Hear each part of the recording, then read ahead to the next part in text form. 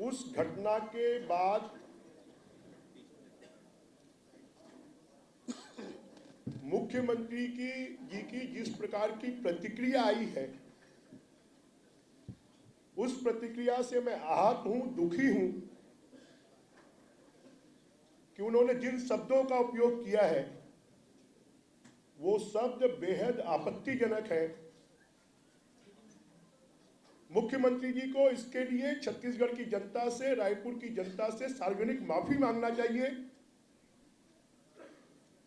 7 बार रायपुर की जनता ने मुझे चुना है, 4 बार छत्तीसगढ़ और मध्य प्रदेश की मंत्री के रूप में सेवा करने का मुझे अवसर मिला है।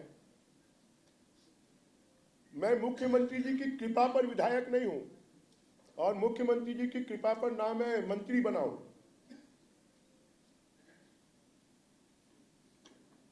परंतु मुख्यमंत्री जी ने जिस प्रकार के शब्दों का उपयोग किया है वो कोई भी एक सभ्य व्यक्ति किसी एक विधायक के प्रति, किसी सांसद के प्रति, किसी जनप्रतिनिधि के प्रति इस प्रकार के शब्दों का उपयोग नहीं कर सकता और ना ही करना चाहिए। मुझे लगता है कि मुख्यमंत्री जी अब पैसा खोर हो गए।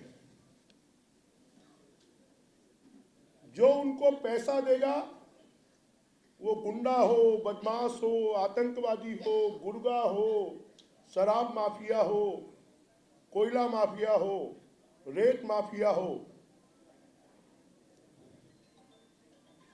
जंगल माफिया हो, जमीन माफिया हो, डीएमएफ माफिया हो, और जब कोई व्यक्ति पैसा खोर हो जाता है,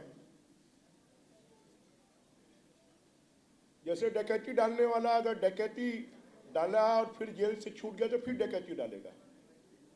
कोई चोर है, उसको चोरी करने की आदत हो गई और जेल में चला जाएगा, फिर छूटेगा, फिर चोरी करेगा। वैसे ही मुख्यमंत्री जी के पास में इतने आरोप लगने के बाद भी वो इस प्रकार के तत्वों को, जिनके ऊपर में जग्गी हत्याकांड के आरोप है,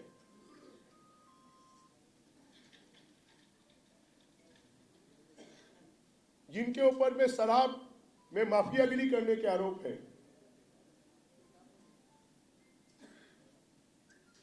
जिनके ऊपर में महादेव ऐप सट्टा चलाने के आरोप है, उनको अपना नजदीकी बना के रखना उनकी क्या मजबूरी है जो पूरे छत्तीसगढ़ को लूट रहे हैं।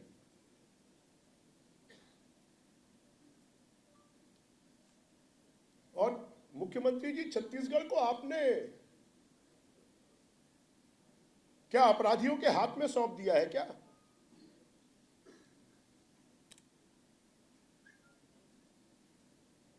पूरा छत्तीसगढ़ मेरा परिवार है, रायपुर मेरा घर है।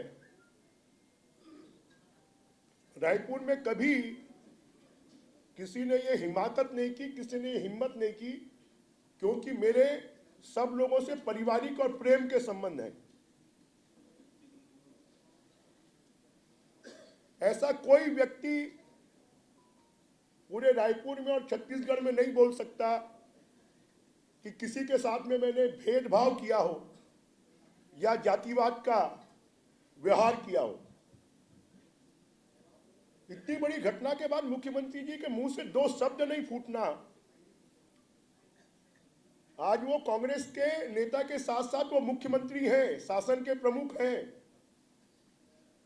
उन्होंने जिस गंदे और भद्दे तरीके से जो बात कही है,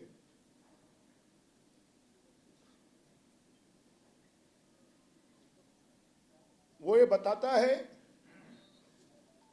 कि मुख्यमंत्री जी अब माफियाओं के सरताज हो गए और उनके संरक्षण में लगे हुए हैं, इसलिए उनके खिलाफ वो नहीं बोल सकते।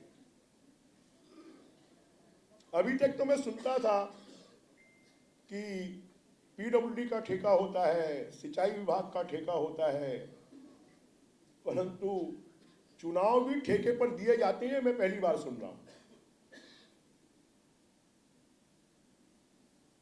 रायपुर दक्षिण का चुनाव ठेके पर अनवर ढेबर और एजाज ढेबर को दिया गया है। मैं 14 तारीख को इसका खुलासा करूंगा कि हमारे किन किन लोगों को बुलाकर उन्होंने धमकी दी है। पहले एक गाड़ी आती है, वो उनको बोलती है चलो आओ घूम कर आते हैं, फिर उनको दूसरी गाड़ी में बैठाया जाता है, दूसरी गाड़ी में कहीं उनको मिलाने ले जाया जाता है, वहां पर शहंशाह महाराजा कुर्सी पर बैठे होते हैं। पहले लोगों को पैसे में खरीदने की कोशिश करते हैं, जब पैसे में कोई तैयार नहीं होता है, वो बोलता है मैं बीजेपी का कार्यकर्ता हूं, मैं बृजमोहन जी का साथी हूं, मैं उनका साथ दे रहा हूं, तो फिर उनको बोलते हैं 17 तारीख के बाद उनको देख लेंगे। और सिर्फ इतनी ही घटना नहीं होती है, मेरे साथ घटना घटित होने के एक दिन पहले हमारा एक प्रचार वाहन जब बैद्यनाथपारा में गया तो उसको 1.5 घंटे तक रोक कर रखा गया और उसके सामने कांग्रेसी झंडे लहराए गए।